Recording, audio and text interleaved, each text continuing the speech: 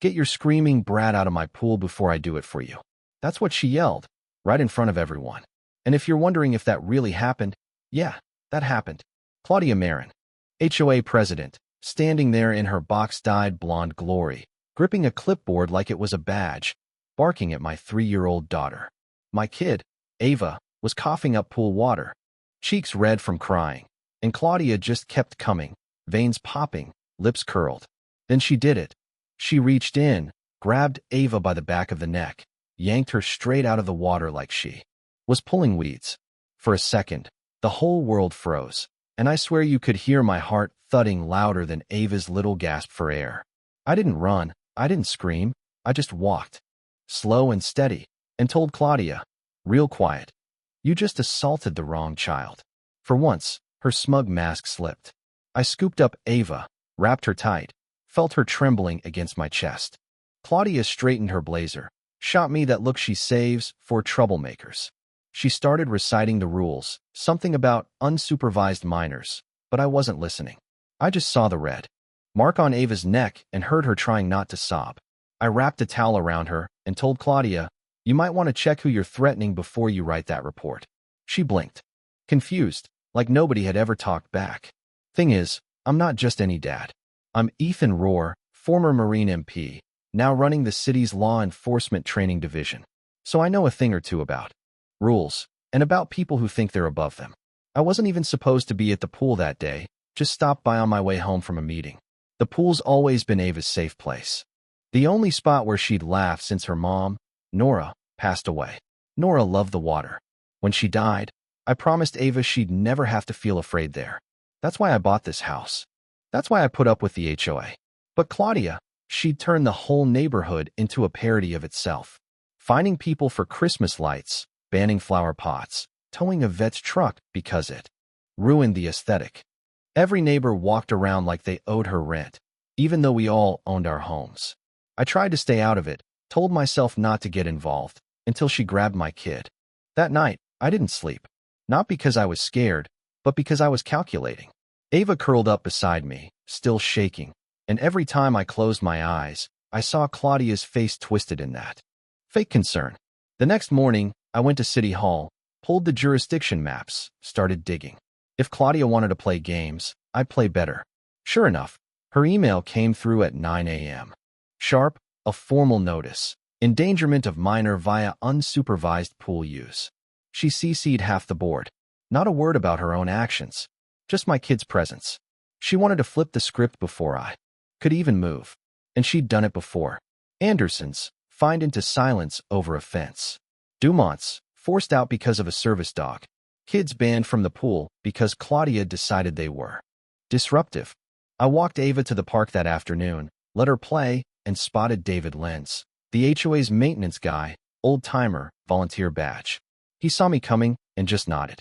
"Claudia's gone too. Far," he said, "but no one has the guts to stand up.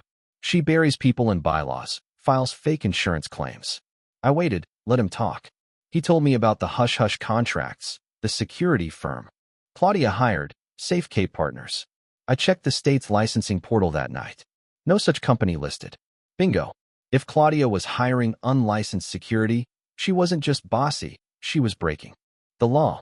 I printed out everything, took photos of the cameras she'd installed, all pointing at the playground. Talk about overkill. The next day, I confronted David. "You wired those cameras, right? Under her orders?" He looked scared. "She threatens my pension," he whispered. "I'm 2 years from retirement. That's how she does it. Holds your future hostage." I told him, "If she lays a hand on Ava again, I'll press charges, and I'll use everything I've got." He didn't deny it. Just stood there, jaw tight. Then, quietly, he said, "If anything else happens, I'll talk. Not just to you. To whoever needs to hear it." 3 days later, Claudia pushed a board vote. More patrols, more cameras, bigger budget. I raised my hand, called her out in front of everyone. "Are these new contracts? Or an extension with SafeCape? When's their license up for renewal?" Her eyes flicked. She lied, mumbled about internal handling. I stood up, waved the printout. SafeCape isn't licensed. Every dollar spent on them is a lawsuit waiting to happen. Claudia shut the meeting down, tried to railroad the vote. But the room buzzed. For once, people were listening. Afterward, a nurse named Marissa approached me. Her son, 10 years old, had been stopped by one of Claudia's fake guards, questioned just for waiting near the mailbox. She was scared to speak up, thought they were cops. I told her, they're not even close. She promised to support me. That night, I filed a complaint with the Department of Public Safety, sent everything, including the fake insurance docs, to the HOA's insurer. Within days, the neighborhood was buzzing. Claudia put up flyers warning about false accusations, tried to paint me as a troublemaker. People started giving me sideways looks. Didn't matter. The state was coming. What Claudia didn't realize was that David had evidence. Fake invoices, payments made to her cousin's address. Not a real company at all. Embezzlement, clear as day. He handed me a manila envelope, asked me to protect his name. I promised. Meanwhile, I had a forensic accountant look over the checks. She confirmed the fraud pattern in less than a day, and then it all broke loose. Special Auditor Alan Crane called. Joint investigation, audit scheduled. I stored all the files, printed backups, gave one to David with a note. If anything happens to me, deliver this to the auditors. 2 days later, Claudia locked down the HOA. All questions through her lawyer. She started visiting her loyalists, probably trying to hold her little kingdom together. But she was out of time. The auditors showed up on a Tuesday, no warning, just quietly boxing up files.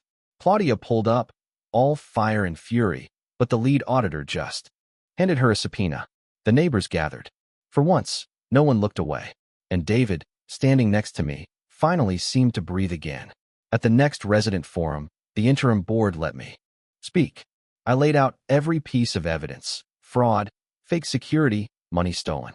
People gasped, some even cried. I pointed at David. He risked everything to help. The applause that followed was the kind you feel in your bones. Marion, the new board president, announced all fines frozen, compliance committee formed, and every resident invited to rebuild. Claudia resigned that day. Her name was wiped from the website, assets frozen, civil suits pending. No one celebrated. It wasn't about revenge. It was about taking our home back. Auditor Crane thanked me, said most people don't follow through. I said I had help, a witness, some neighbors, a little girl with a lot of floaties. A week later, Ava and I saw a new sign go up: Community Restoration in Progress. Your voice matters. She looked up at me and asked, "Is that because of you?" I told her no.